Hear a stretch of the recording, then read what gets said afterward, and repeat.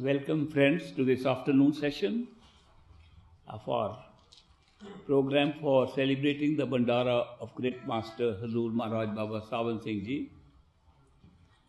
In the morning session, I mentioned to you how the word, sound, shabd, naad has been used.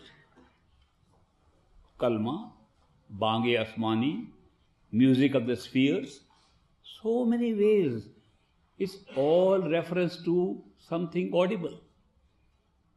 And the audible part is our own conscious self. That is why sometimes they call it the audible life stream. That what we call life becomes audible at the physical level. And we can hear it. It's a good way to discover ourselves. That is why the yoga means union with our higher self, or with the truth, or with God. Whatever our goal is, whatever we define our goal as the truth, ultimate truth, yoga is union with that. The union can be achieved by putting attention on the sound. The Indian words for putting attention on the sound is Surt Shabd Yoga. Surt means attention, Shabd means sound, Yoga means union with the truth. So Surt Shabd Yoga is one form of yoga. There are so many forms of yoga. Yoga become a very popular word. It's become a global word now. In every country they are using the word yoga.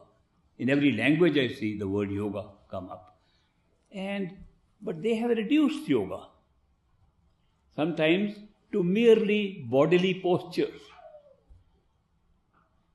Why? They say some of the founders of the writings of yoga, they quote Patanjali and they quote some others who have written books way back and described yoga. They said in that description, they have actually prescribed several different positions of the body. And they give it different names.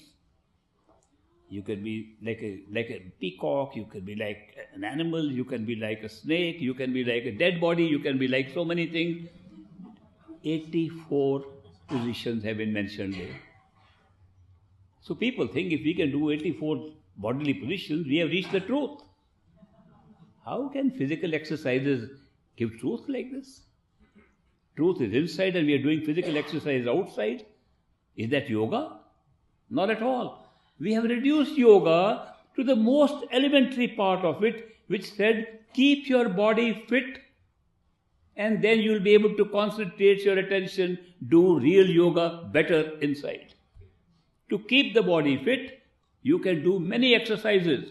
But if you are meditating, especially in a closed place, like in the old days, a cave, a small cave dug up to do meditation. If you are sitting in a cave and have to keep your body, all the muscles in good shape, you can just change your position without having to do jogging and all that. That's the whole purpose. It is defined like that. We don't read that part. We think the exercises, bodily positions are yoga. It's not yoga. Of course, the mind over matter says the power of suggestion is strong. People say, I do yoga, I get peace of mind. I said, I repeat the name of my friend, I get peace of mind. I sometimes look at the sky, I get peace of mind. Of course you get peace of mind so many ways.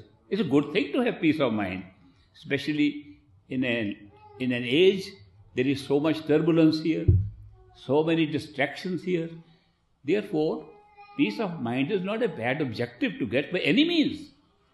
If yoga gives you peace of mind, especially one asana, one position of yoga gives more peace of mind. It's called the Shavasana. Shavasana means pretend to be a dead body. That's the best. Isn't it wonderful that the best way to get peace of mind is to pretend to be dead?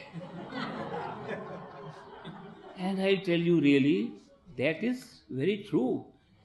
If you want to pretend to be dead, why do you pretend to be dead only by lying straight on the ground and giving up all muscular tension, say, I am dead, I am in Shavasana, I am getting a lot of peace of mind. Why don't you really pretend to be dead? Raman Maharishi, one of the great saints of India, got his enlightenment by pretending to be dead. And it did not happen by intention. It was an accident for him. He was very sick, had deep, very high fever, and he had one attendant with him. The attendant went away for some errand, and Raman thought he is going to die. He said, why am I afraid of dying? What is making me feel that I will end my life and I'll be... Why should I be afraid? So he pretended to be dead. He pretended to be dead, he even held up his breath. And he said, if I am dead like this, I am not moving at all, then who is speaking in me? That's the beginning of his enlightenment. To pretend to be dead. I tell you, if you truly want to pretend to be dead, you can get enlightened just by that. But not lying shavasana and say, I am pretending to be dead. Pretend to be dead where you have the same experience that people have when they physically die. I have seen many people physically die. At my age, my own friends and colleagues have gone. I have gone to hospices to see them dying. I have seen to hospitals and seen them dying. They have invited me to come and see before they go away. And I have seen them dying. When they die, physically, they first die in their feet and hands. They are still talking to me. They don't know where their feet and hands have gone. They tell the nurse, please, will you move my feet to the left side? It's already on the left side. They become unaware of their feet. Then they become unaware of their legs and their arms. Then they become unaware of the bottom of the torso. Feel like floating. They are not floating, they lost the sensation of the bottom. Then when they reach the heart, they're dying slowly, the torso upwards, they can't speak. The eyes are moving, they're trying to communicate, the words don't come out. When the eyes stop moving, the brain is dead, the head is dead, they're dead. It's a process. Life is not withdrawn just like that. Sometimes this process can be quick, sometimes slow. But the process of dying is very simple, to withdraw life from the body upwards to the head, and when you leave the head, you're dead. Can we pretend like that? Yes, we can. To pretend this kind of death, we don't use any other method except to withdraw our attention to the head. When we withdraw attention to the head, we are withdrawing attention first from outside things and then from the body, and you will notice that the withdrawal of attention from the body starts from the feet and the hands. You don't know where they have gone, where you are sitting. Then you don't know where your legs and arms have gone. Then you don't know where your body has gone. Then you don't know where you have gone. And you are alive. The imaginative self, which is performing this exercise, trying to put attention on itself inside, is alive. Body is not in our awareness anymore. That is called dying while living, and is a great way to go into enlightenment. It has been mentioned in many religions that if you can die before dying, it's mentioned in these Arabic scriptures, it's mentioned in the Gospel. Paul says, I die daily. It's been mentioned several times in the Guru Granth Sahib of the Sikh scriptures. It's been mentioned in the Vedas very much. It mentioned in so many religious scriptures. And therefore, dying while living is a good way. Shavasana is not enough. So if you want to practice dying while living, you are really performing Surt Shabda Yoga, putting your attention on the sound of your own self that withdraws your attention from the body and makes you reveal to yourself who you are other than the body. Level 1. Withdraw your attention from the inner world. Level 2. You go to third level, you can't withdraw anymore. And here comes the secret I promised to tell you. The secret of going beyond your effort. Because there is no way anybody can make an effort except with the mind. The ego, which is the face of the mind, it comes with thought. If you cannot think and put an I into your thoughts, there is no ego.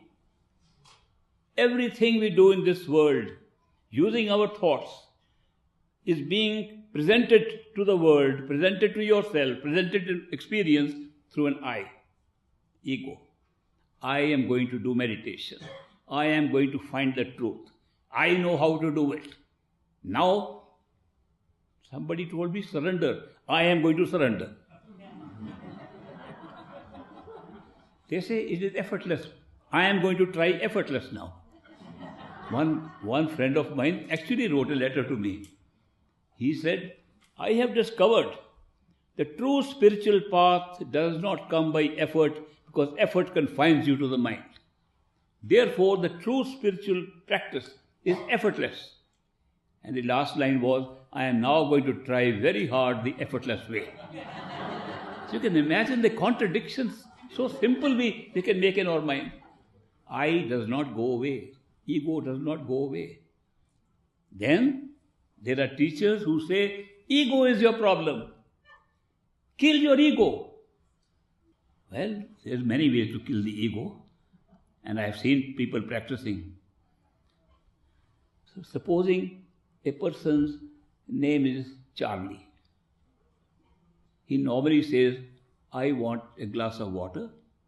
He will say, Charlie wants a glass of water. Ego has gone. People do that. They think replacing the word I with another word takes the ego away.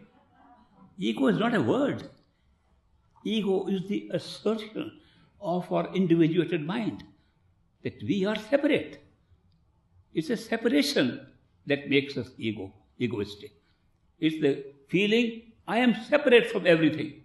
I am separate from others. I am separate from things. Therefore, I am alone by myself dealing with other things, other people. Therefore, I can do this, I can do that. It's to individualize your mind to one I.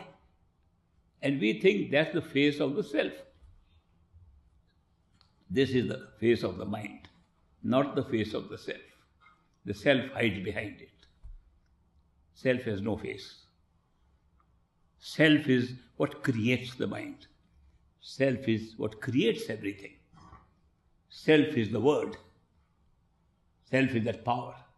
Therefore, the I-ness that comes here cannot take us beyond the mental level, which is causal level, which is stage 3, physical, sensory or astral, mental or causal. The word causal has been picked up for the mental state because we know that the mind causes all experiences to happen which we are having here. There is not a single experience we are having here in the heavens, in higher states of consciousness that is not created by the mind. Therefore, mind is the end of these experiences. None of the spiritual experiences that people relate to go beyond the mind. Otherwise, they can't relate those experiences if it is beyond the mind. Therefore, the mind relates experiences made with the I with its effort. This cannot take you beyond the mind at all. But something can take you beyond the mind. And that's the secret part. That which is available to you right here, now, which is beyond the mind, which you are experiencing now, that is what takes you beyond the mind. It's called love. Love is not a mental experience. No amount of thinking can create experience of love. When you fall in love with anybody, it's instantaneous. No thought is involved when you experience love for anybody. Therefore, love is an experience beyond space and time, yet taking place while we are here in space and time. Of course, love is a great experience. And people have described love as being the origin of experience. So many scriptures have said, love is God. God is love. The Creator is love. They give such an importance to love. It's the ultimate power. And we are experiencing it here every day. Sometimes not every day. But love comes again and again. We shut it down. We shut it down with our own mind by destroying it with our thoughts. Thinking does not encourage love. Thinking creates doubt about love. Thinking says, are you sure about it? Do you really feel? Does he also feel? Does she also feel what I'm feeling? These are questions by the mind. And these are the questions that ultimately destroy the original experience of love. When love gets mixed up with ego, then it's not love at all. Then another word is used for it. It's called attachment. We are attached to people, attached to things, and we call it love. I love you very much. And if the answer is, but I don't love you, okay, then I also hate you. The very first statement, I love you very much, you are emphasizing I more than you to start with. The ego, you the lover, is more important than the beloved. There is an experience of two. It's an attachment, not love. When you really fall in love, you have no time to think of I. Somebody asked me, can you tell me some secret how to put the ego behind as the backbencher? Because in every activity, ego is front. I said, love is the only experience I know. You fall in love, at that time you don't think of why, you think of the beloved. You sometimes say, the beloved creates the love, not the lover. Something pulls you, then you feel love. No pull, you can't pull yourself. Put yourself forth and say, I love you. That is all attachment. Very big difference between love and attachment. So therefore, when we say experience of love is God, spiritual, beyond the mind, we are talking of a love that is not sullied and contaminated by mind, by thoughts. When do we experience that? Experience all the time and destroy it. But if the love is sustained, it begins to reawaken itself in spite of the fight of the mind. A sustained love that never changes is unconditional, without any doubts about it. That is the kind of love we experience from a perfect living master. And there is a reason for that. A perfect living master is an ordinary human being, but his awareness at all times is above the mind. Not sometimes. A person, human being, who had great experiences, remembers some of them and comes and shares with us, is not a perfect living master. That's not the definition.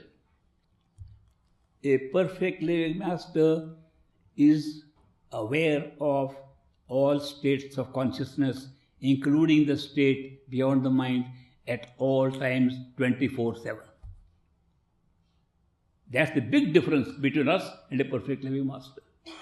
We are not aware of anything except what we are having in front of us. We are so limited in our awareness. We can only have one level of reality, and that's the only reality for us. Sitting here in the physical bodies, physical reality is the only reality for us. We are not experiencing any other reality. We go down into this dream world. We forget this reality. We become unaware of this reality, and the dream reality becomes real for us. We can't hold both together. If we are also aware of the wakeful state and also dream, it's called daydreaming. It never becomes real. To create reality of a dream, you have to leave the awareness of the wakeful state. To create reality of a higher wakefulness, you have to leave the awareness of this state.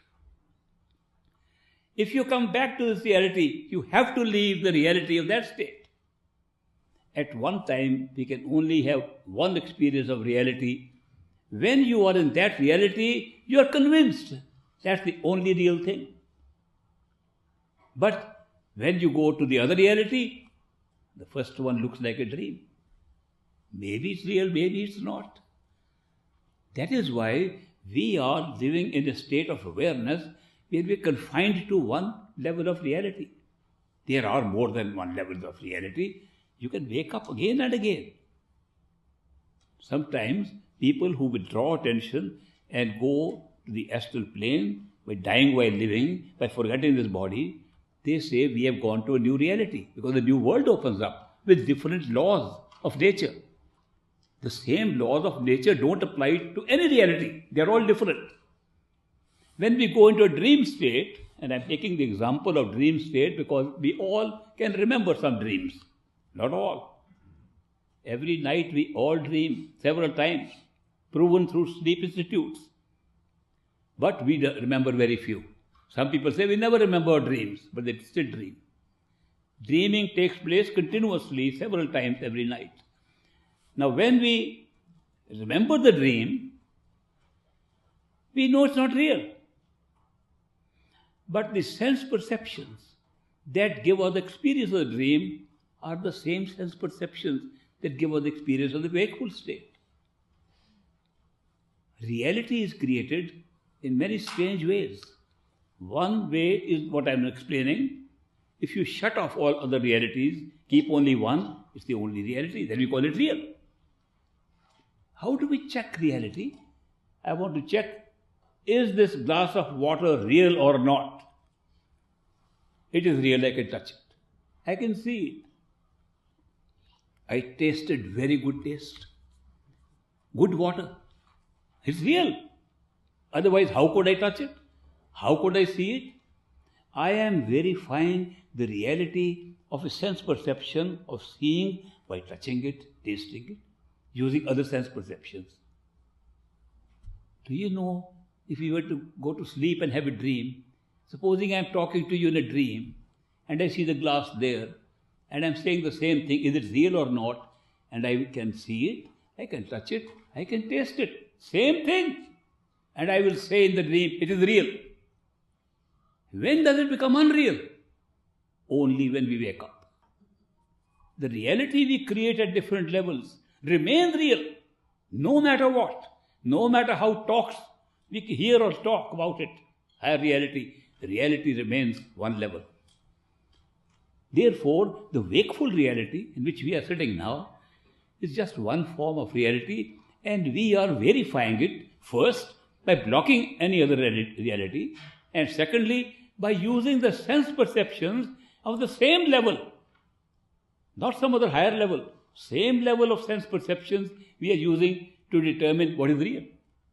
We have no other means to discover reality here. If we had other means, we would use them. These are the only two means. Block your awareness from all other forms of realities, if they exist. Create a doubt, they may or may not exist. This is real, because my sense perceptions confirm this is reality. I don't know, I don't remember any other reality. When we go to the dream, same thing. When we go to higher awareness, same thing. Where does this then end? When we are in astral self, that looks very real. But the rules are very different. When we go to dream state, rules of nature are different. In a dream, we can go from one location to another in 1 second and it looks normal. We are having a dream that we are sitting here. Within a second, we are moving to somewhere else. Looks normal. Nobody's ever questioned. How did we do that? In a wakeful state, we can't do it. In a dream, we can fall from a building and not get hurt. Here, we always get hurt. The rules, the laws of nature, the laws of natural law, which of that each reality is different. What happens in the astral plane? In the astral plane, we try to communicate with somebody and we try to use words,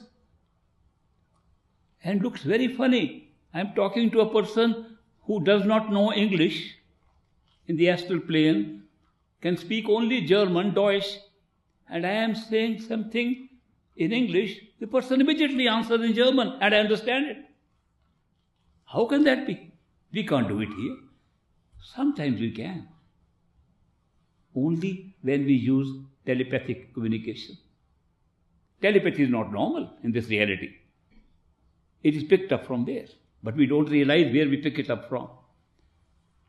In telepathic communication, the language is not what is conveyed. It's the meaning of the language that's conveyed, and same meaning is translated into the other language. At the astral plane, you don't even have to talk. You think something, other person can understand it. A different rule altogether. Another very big change. Here, time flows. Our experience of time is, it never stops. Time is continuously flowing. Or maybe we are flowing through time. Something is happening, it doesn't stop. In the astral plane, you can stop it when you like. When we were little children, we used to play a game called freeze. We used to run around, then somebody would shout, freeze! Everybody had to stand exactly where they are. It was a game. In the astral plane, it's a normal activity. There are so many differences. If you go to the still higher plane, the mental plane, by withdrawing your attention from the astral imaginative self, in the mental plane, the rules are totally different. Time can be seen as a static thing loaded with events. That's the beginning experience in the causal plane. You can go forward or backward in time with ease. You can see future and past of yourself, anybody else. It's an amazing experience, not possible in the other realities. So the laws of nature, laws of possibilities are totally different in all these levels. So in the higher part of the causal plane, you can see how time is created, how time and space are created at one go. The whole time, infinite time is created, and how all the events are loaded upon it without time. And they become part of time when you come down to the astral and physical plane and we move on time and have those experiences. You get answers to all these things in the causal plane. That is why we have only one reality at one time. A perfect living master knows all the realities at all time. He knows all are unreal, just creations, and all look real. That's a very big difference. When can we have that experience of a perfect living master? We can have the same experience by going to totality of consciousness, our true home, where all the creation of all levels exists simultaneously. There you will find that nothing was existing outside. The whole thing was created in our true home where we belong. The whole experimentation of consciousness, creating things to be conscious of, experiences to be conscious of, is taking place in our true home, and that's where we have to go. Therefore, the reality, relative reality ends there, and we discover what is reality? The self is the reality. The conscious self, the source of all experiences, is the reality. The source, not the experience. The source never changes, experience changes. The source is called the self, the ultimate self. The source is called God. The source is called Allah. The source is called Ishwar, Parameshwar. The source is called by all names given to the Almighty Creator. That source can be discovered. This method of discovering the truth, I learnt entirely from great master Baba Sawan Singh Ji, and anybody can follow it. It is very simple method. We have made it very difficult because of our attachments and desires. When we have an experience of reality, we get really attached. We say this is a real experience, a real people, real things, real objects. I love my car, I love my family, I love my friends, I love so and so. I am attached to everything. And I don't want to leave anything. Therefore, over time that is spread out, these attachments bring us over and over again to the same experiences. Attachments is the source of reincarnation. No attachment, you don't have to come back. You can go to any level you like. Attachment to any level brings you back to that level. And therefore, we have the attachments created which keep us here. Otherwise, we can withdraw attention. When we try to withdraw attention, something does not let us do that. Our own mind and the attachments it has created.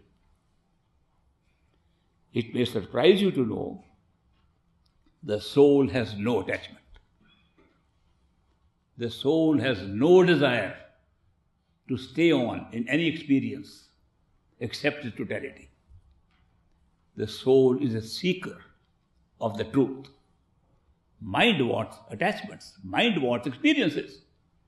The soul provides life. Soul provides life to the mind and makes it alive. Soul provides life to the sense perceptions and makes the astral being alive. Soul provides life to the physical body, makes it alive. Soul provides life to the dream body, makes dreams alive. Soul is life. Soul is just giving life to machinery, to equipment that is used to generate experiences. Why do we need experiences? Because our self is consciousness. Consciousness means it has to be conscious of something. The very innate nature of consciousness is it's conscious of something, aware of something. Otherwise the word consciousness wouldn't arise. Therefore, our very nature being consciousness, we are automatically creating through these different methods, mainly mind, even without the mind. What can we create without the mind? Now if we go back to the top, one total consciousness is the reality and we call it the real self. We call it God, we call it the Creator. It is the creative power for everything. What does it create? It has its own innate nature. It has love and some other things too. It has instant knowledge coming immediately, which we here call intuition. Intuition is not thought. Intuition is a gut feeling that comes instantaneously like love. Appreciation of beauty, feeling of being in a state of bliss. There are several experiences built into consciousness itself. They don't need the mind to have that experience. We don't need the mind for that. Therefore, they are innate, built into our own original state. When we have the experience of a gut feeling, innate, it's coming from the soul, from the source. Then we have a feeling of love, it's coming from there. Then we appreciate beauty instantly. I look at this flower, beautiful. Now supposing you say, is it really beautiful? Is it red because of this, because of that? I lose the beauty. There are some things that are happening with us without time. They are intuitive, love, beauty, appreciation of beauty. These are coming directly from the soul. All other things like thoughts, analysis, understandings, they come from the mind. Mind works only in time and space. Intuition and soul works without time. That's a big distinction. And we have both kind of experiences right here, and at the astral plane, and the causal plane. At the causal plane, mental experience is finished, and beyond that, spiritual experiences remain. Love still remains. Therefore, the secret of going beyond the mind is not effort, but being pulled by love. Whose love do you need to pull yourself up? If you want to pull your own self up to your own self, you need the love of your own self. Not somebody else's love pulls you away. You need the love of your own self to pull you up. How do you experience the love of your own self sitting here in this reality where the mind has taken control over our soul and everything is being done on the advice of the thinking mind? You can't do it. Therefore, when the soul decided to have an experience of this reality, did it not make any arrangement how the soul can pull itself up through love when needed? Was there no intelligence in that consciousness to understand you could get trapped in a creation that you created and you think that's the reality and keep on moving in that reality forever by attachments? No, it was super intelligent. Our consciousness, our soul was super intelligent. It made a great arrangement. It made an arrangement that when I am tired of the experience I am generating, I should have a means to get back, and I'll provide those means from within. And the first step was, I will make sure that what is generated outside is generated from within.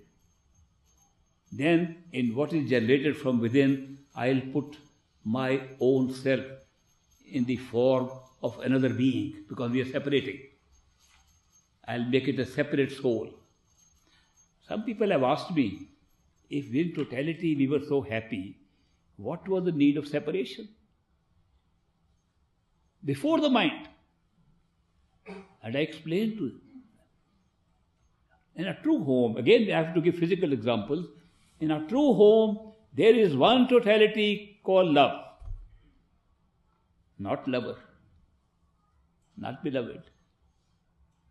Within that one totality, which is one love, we create the many. Within that, lovers and beloveds are born. Without going anywhere. A glass of water in my hand. One glass of water. No, I am looking at it, million drops of water. Nothing has changed. Only my awareness has changed. By my awareness, I've divided it to millions. One totality, one God. Within that, create the many souls. So, love, which was nature of the Creator, becomes an experience of the Creator in the form of souls. It's a very big, great experiment done to make something that is in nature into an experience at the very highest level. Souls were created within the same, not outside. They never left. This is one example I give all the time, that when I was young, I was told about Sant Mat, the path of the masters. The path of the masters is, and experienced people were telling me this, who had been on the path of the masters for a long time. The path of the masters means we are drops of an ocean of reality and truth. Our true home is the ocean. We are little drops. Somehow we left the ocean and we drifted away, far away. And now we are wishing to go back to the ocean. We are struggling hard through our karma, through our life, through our struggles, through our meditation. We are struggling very hard for the ocean, drop of the ocean to go back and go ultimately merge in the ocean. This was described to me as a spiritual path. Even at a young age, I had a great doubt about this path. I said, if I am a drop, I'm a pretty good drop. Sun shines on me, I make rainbow colors on myself. I have a great time meeting other drops. I enjoy. As a drop, I can eat food. I can do many things. I can enjoy life fully. What are they telling me? Struggle hard, work very hard, and go and get merged in the ocean? Lose everything I have now? What does the ocean gain? One more drop? It won't even care. This is the more lose-lose situation I have ever heard of. And this is supposed to be the Sant spiritual path. I was totally disappointed, left spiritual path. I said, this is not for me. But I was wrong. That is not the truth. We are drops of ocean, but in the ocean. We are the ocean. The ocean which has itself decided to create the many within itself by separating units of consciousness which we call souls or drops. We have never left the ocean. Sant Mat, the spiritual path, is not to travel anywhere and go to realize that you are the ocean. The drop becomes a larger drop. How many drops of water are in this glass? I can make any number. By awareness. It's the awareness that works to separate them. When the awareness expands, I can make it one drop, the whole ocean, the whole glass of water. Same thing is there. The spiritual path, Sant Mat, is not of journeying somewhere. It's of realization. It's of awakening to a higher truth. Awakening to your reality. You are the total. For the sake of experience, you become small and become a drop. No going anywhere. That made sense. That means we realize who we are. Then spiritual path makes sense. We realize we are the total. And we are everybody. Some people following religion also hear these words. We are all one. Then they look at each other.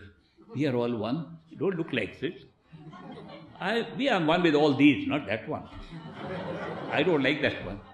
What kind of oneness is this? Using the mind to understand oneness? The mind can never understand oneness. The mind can understand manyness. The mind can understand division, not cohesion. The mind can never make it one. Every day when you use the mind, you divide more, not less. When I hear about the teachings of the founders of religion, who say, find the truth within yourself, kingdom of God is inside you, the truth can be found as this third eye center inside your head. When they all talk of going in, I am very impressed that religions are the same as spirituality. They are saying the same thing. But when I go to church, they say, only this God which we have monopolized is the real one. When you call God is not true.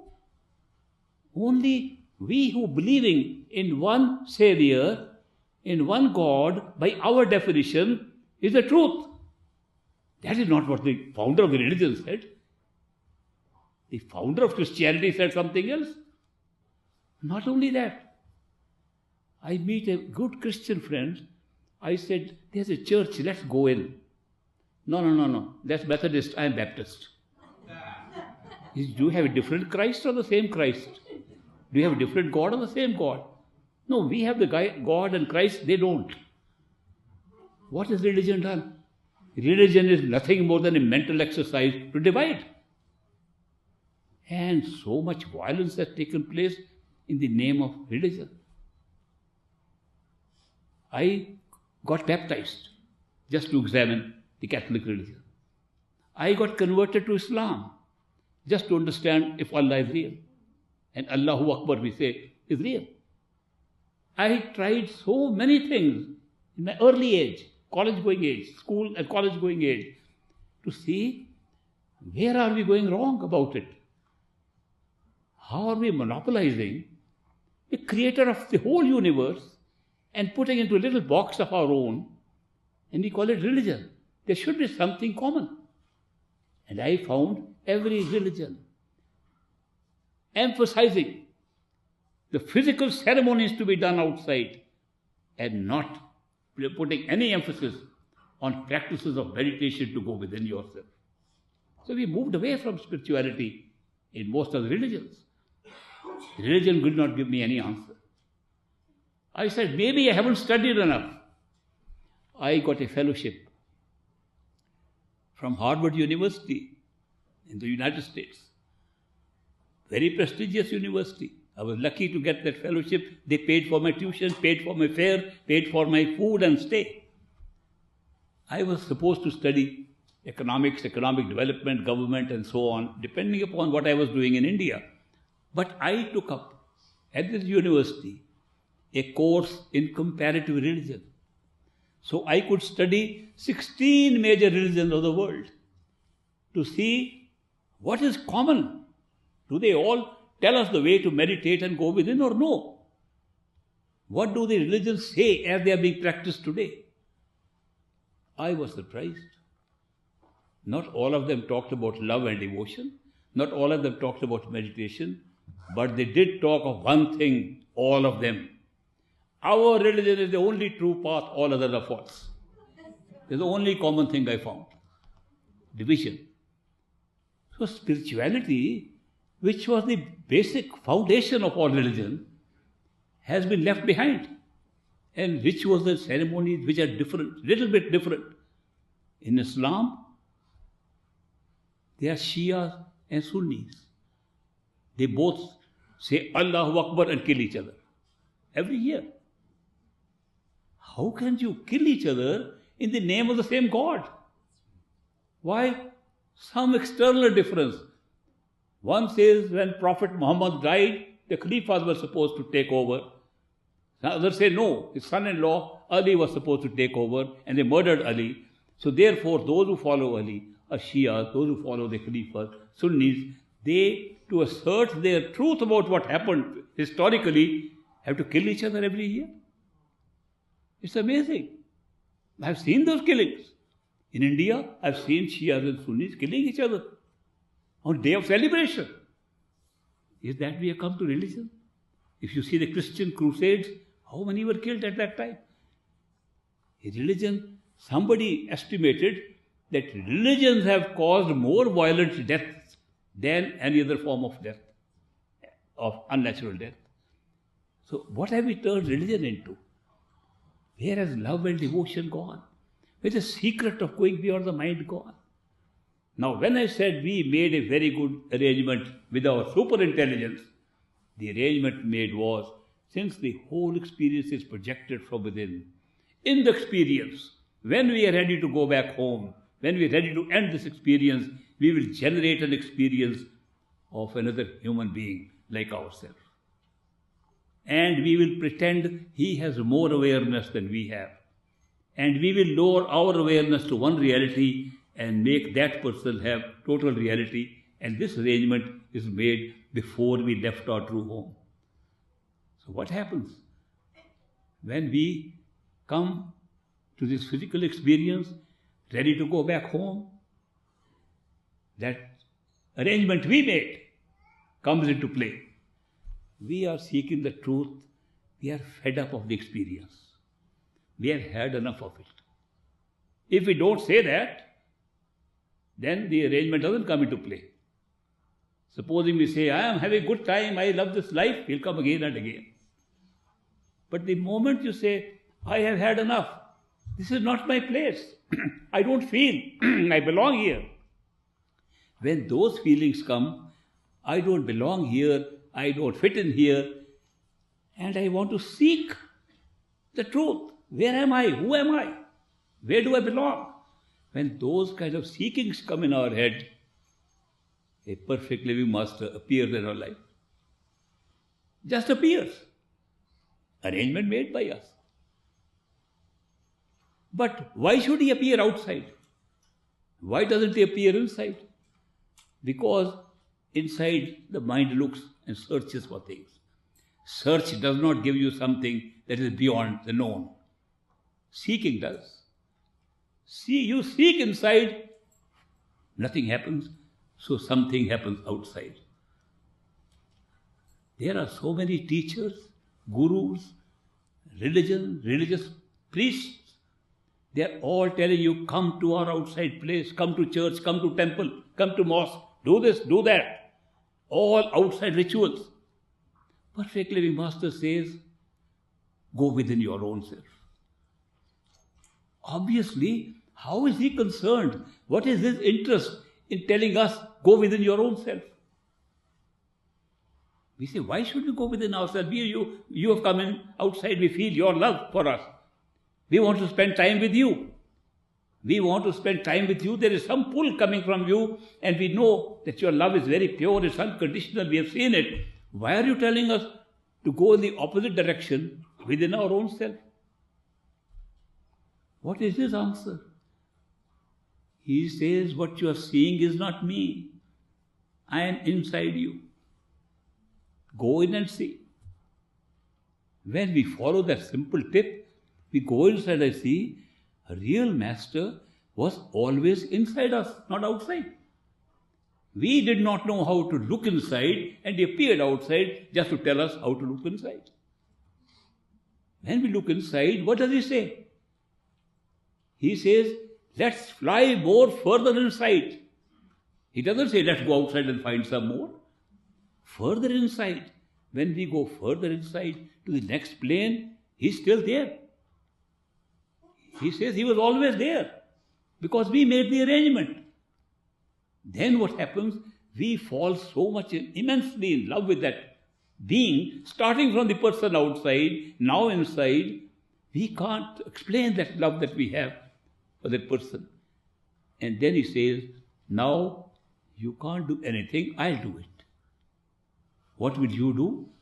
He says, I'll pull you with the very love. I'll fly to the true home, and you will have to be tagged on to me just by your love. So with the love, he pulls us through to our true home. That is the secret. When we reach true home, what do we find?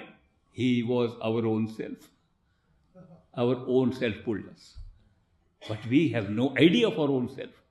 No idea at all right now. We think the body is ourselves. Maybe some astral form of ourselves. So maybe there's a soul traveling around here or there. None of this is ourself. Ourself is the totality of consciousness.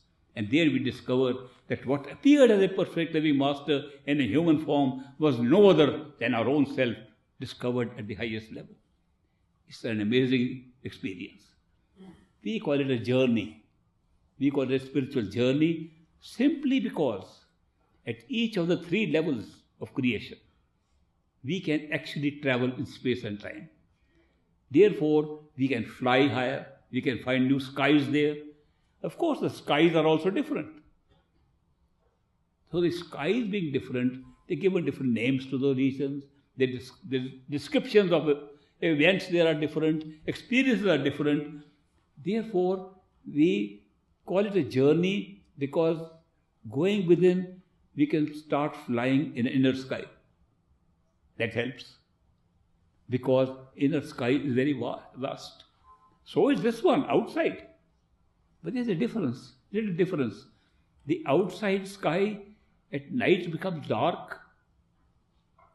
Other side might be sunlight now on the planet. But we see darkness and we see light. This is a world of duality. Darkness and light. It's a world of pain and pleasure. World of pairs of opposites. Everything here is in pairs of opposites. When we go to the first stage, sky is still there, but it's neither dark nor light. It's somewhat between the two, remain the same. We can turn it little less lighted, see stars and moons and things like this, heavenly things, or we make it bright light and see the sun shining. But it does not go into darkness. When we pull ourselves to the causal plane, there is no darkness at all. It looks like the sky has suddenly turned into a golden sky, an orange-colored sky. It's an experience of an external experience happening at different levels because of time and space. And that time and space at the mental causal state creates an orange-colored sky. Beyond that, there is no space and time, and no description is available. But for the sake of creating the story, consistent with the rest of the story, Master said, that's an even whiter sky, more bright than the causal plane. Therefore, imagine the sun that is shining. It is stretched over the whole sky. That will be the nature of the sky beyond the mind. Just a way of saying something.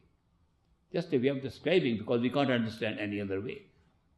And in totality, you put trillions of suns together, there's more light there than you can see. Just a way of describing how different it is from here. Totality is everything. Some people say, when I go to my total true home, what about people I've left behind? There will be no people, they're all there. You'll be surprised, nothing will be left behind. People say, if I go to totality, will I have other people in other places left behind? That's our nature of journey. Then they don't understand totality at all. Totality is total. There's nothing outside of it. This universe is there. The dream universe is there. Higher universes are there. Everything is there. Therefore, when a human being appears with an awareness of all levels in totality, he is at all levels of experiences at the same time. Very different from us. We are confined to one level. He is aware of totality. Therefore, when he says we are all one, he's talking of another level. Not this level. When we try to imagine we are one with the mind, it doesn't work. But when he says, he's telling the truth. Because we are all part of the same source. So that is why this is the real spiritual path. To discover the true self. To discover who we really are. That's what we are. We are totality of consciousness. We are all really one. The whole creation is one. Not only we are one. Everything, this flower, this glass, this table, this physics, these are universes. They're all part of one. That's what totality is. That's what a reality is. That's what we call our true home. Such Khand, that home of truth, lies there. And imagine what takes us there? Our own seeking. Nobody else. Nobody else can take us. Our own seeking within our own self. When we seek within our own self, Master appears outside. We seek inside, Master appears outside. When we are ready, he comes forward and says, let's go, we are ready. When a master says, let's go, we are ready to go home, we say, we are waiting for this. That's what we are seeking, to go to our true home. And he says, go within yourself. That's the route from the physical plane. The master is present when we see him outside in physical form. He is present all the time when we see him in the inside form. He is completely with us at all other forms. Ultimately, he and the master and our soul are the same. That's the spiritual path. Imagine I am sharing something with you which I have experienced from the presence of this gentleman with a white beard, Hazur Maharaj Baba Sawan Singh Ji. So when I invite you, come and join with me in this celebration of Bhandara, I am celebrating the appearance of this man in my life. Somebody said to me, supposing nobody comes to Bhandara, will you still have Bhandara? I said, of course. I'll never be alone.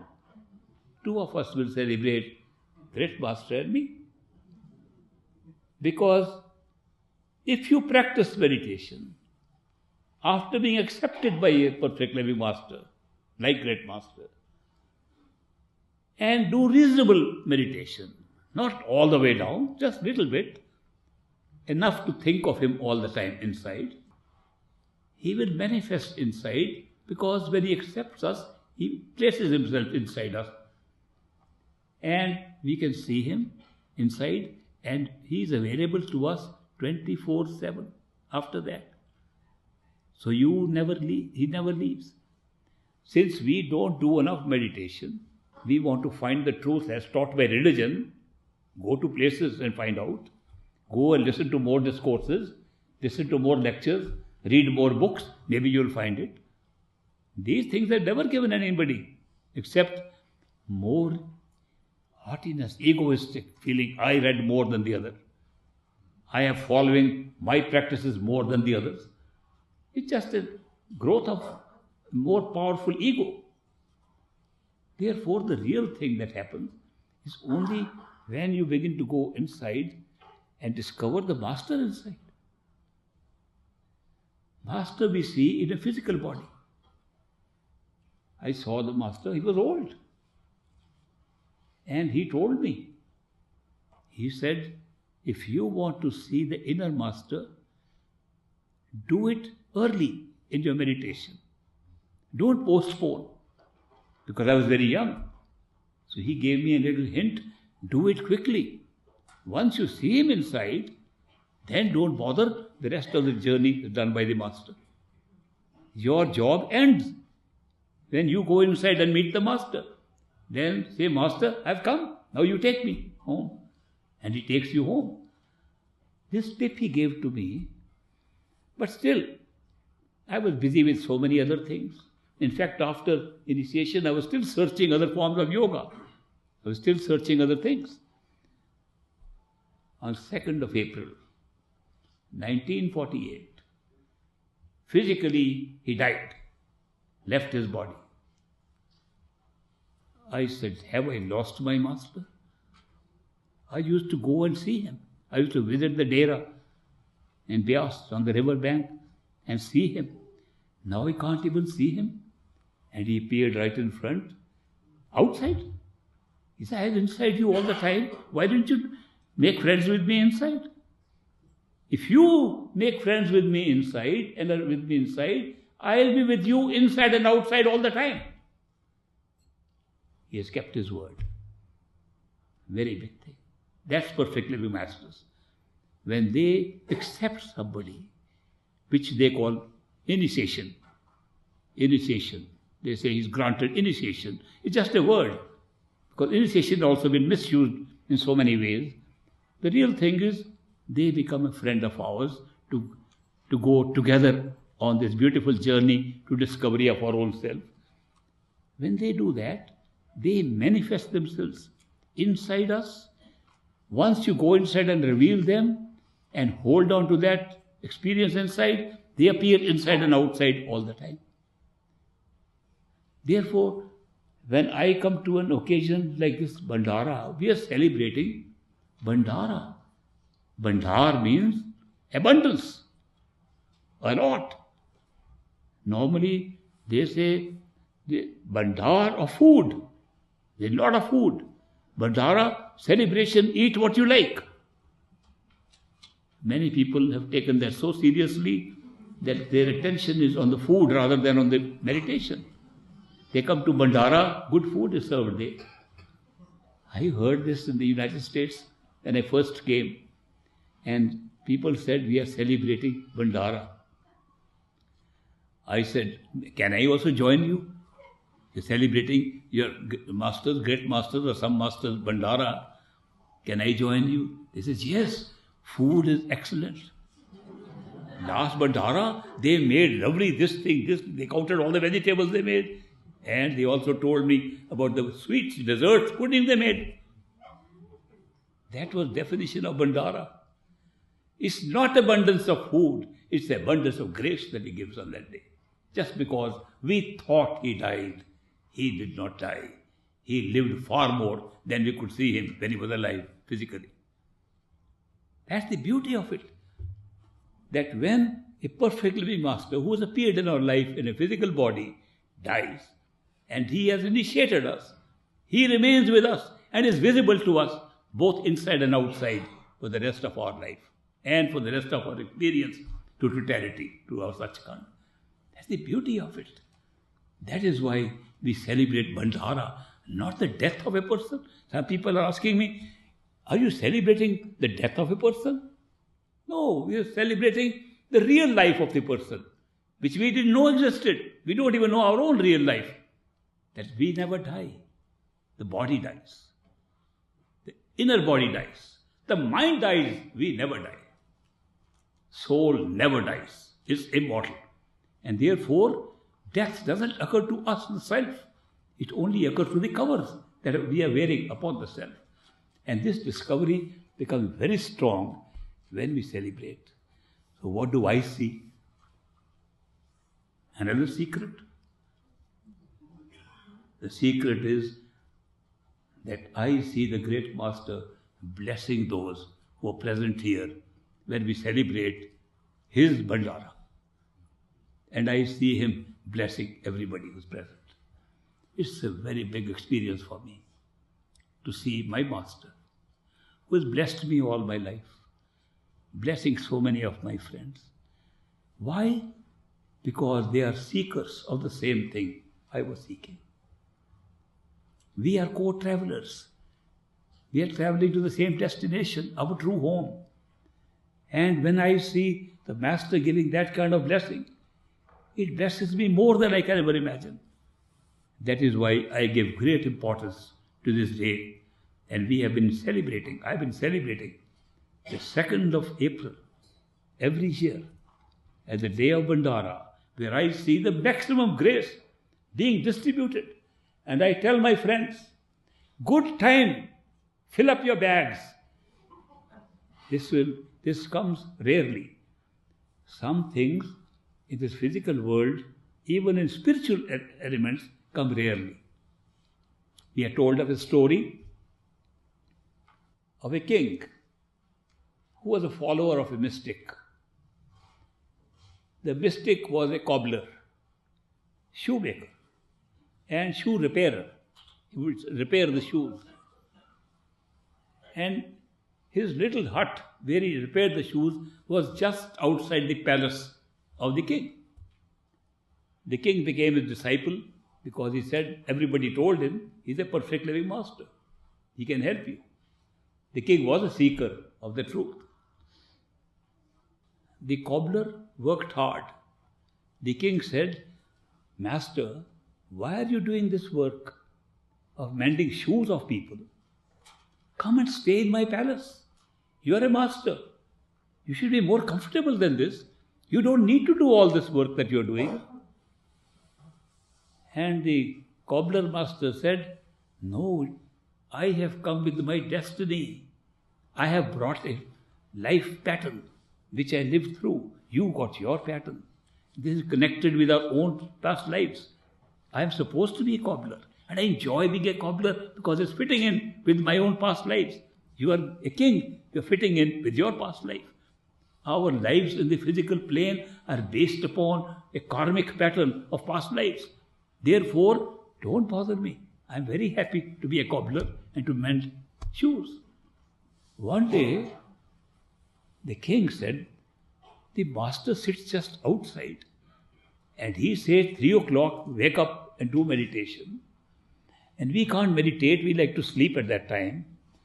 But if I woke up and went to him, if I go and meet the master physically at 3 o'clock in the morning, middle of the night, maybe he'll give me something special. So he just dressed in some disguise like an ordinary person and escaped from the palace early morning and went to the cobbler master. The cobbler master got up. King, what brings you here middle of the night? He said, I have not come as king, I have come as a beggar. King, please bless me. Please bless me. The master said, you believe in holy water? Here, he took out some water in his hand from the very cup in which he had put some leather to soak it up. It was a little dirty with the leather. He took a little handful of water, said, drink it. And the king said, I came for blessing, he's giving me dirty water. So he pretended he was going to drink it, did like this, let the water flow to the sleeve of his shirt. Said, thank you, and ran. What a mistake I made, the king thought. I thought he's going to give me some blessing. All this master could give was dirty water.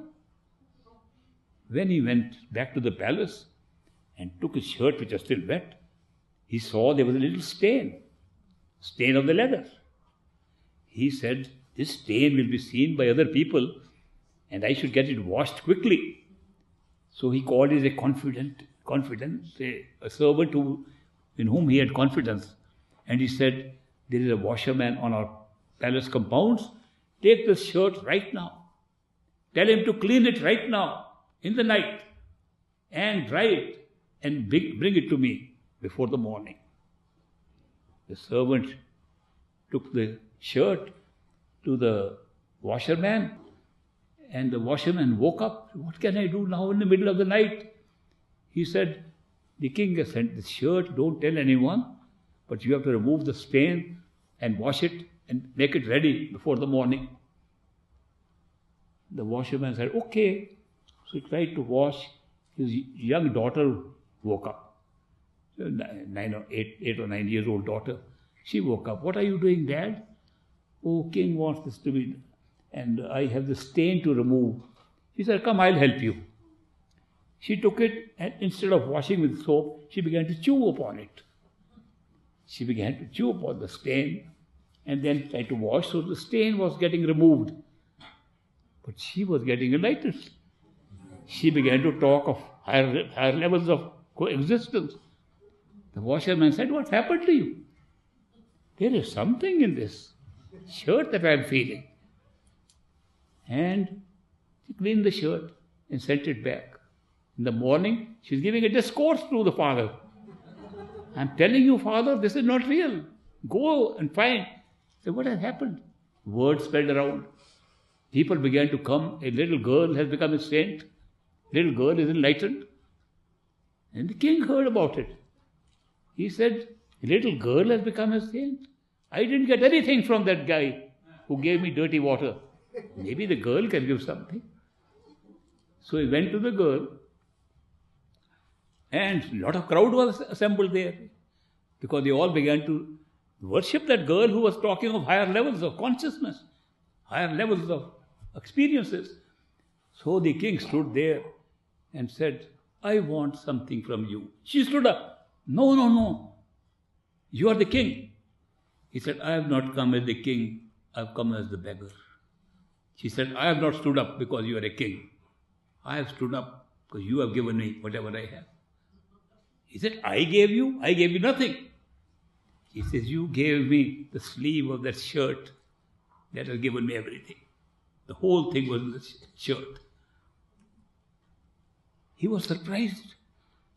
He said that dirty water was so powerful that it could make a young girl enlightened in no time. He said, thank you very much for telling me the secret. And he ran to the cobbler master and said, Master, give me some more dirty water. He said, sorry, king. These are very rare moments that come. This is not the normal rule. Normal way is through meditation and discovery of your own self. But once in a while, these perfect living masters, they can feel how strong your urge was that night at 3 o'clock. How you came as a king, forgot you were a king, and came as a beggar. And I said, I have to give something good. But you didn't digest it. You couldn't take it. Now you have to meditate for some time, find and discover the normal way. So why I'm bringing this to your notice? Because some things happen at certain times. And 2nd April of every year, since my whole life after initiation, has been that special day when something special happens. And the grace that flows is unlike any that I see elsewhere. That is why for me it's a very special day, becomes a very special day for all my friends who come on that day. So I congratulate all of you for being here. You may not see what you are getting. Meditate and you will find what you are getting. Go inside and check it out. All the teaching that I share, great master teaching, I am sharing because it works. I am not sharing because he just told me share this, what I am saying, a philosophy. Only that part I am sharing which works. Therefore, it's something that you will be able to get and experience it. You will see what happens. It's only few days left for 2nd of April. And 2nd of April, I'll tell you more about this great master, the greatest master which I ever met. Thank you very much for spending time with me today. And there are some people who are not going to stay on for the Bhandara for 2nd April for some reasons. And some have to go immediately after this talk. If they want to have a few minutes with me for personal time, I'll be very happy to see them today or tomorrow. But those who are going to stay on, the time fixed for personal meetings, some personal times where you can ask questions, check your own progress, or whatever you want to share with me can be done after we finish on the 2nd of April. We use one day, 3rd of April, for distribution of prasad blessed by Great Master. I'll have his blessings, which I will watch and see, the blessings, then distribute it to you. And then on 4th and 5th of April, we'll have personal meetings for those who can stay on till then. I hope I'll be able to accommodate most of you. Of course, preference will be given to those who have never met me before. And the second line of preference will be those who have come from very far off distances. And third, all the rest. I try to accommodate all the rest also. So thank you very much for your patience in listening to me. And I'll see you. Tomorrow. When do I see them? Tomorrow. What time then? 11. Tomorrow at 11? Yes. Tomorrow at 11 o'clock we meet again. Very happy.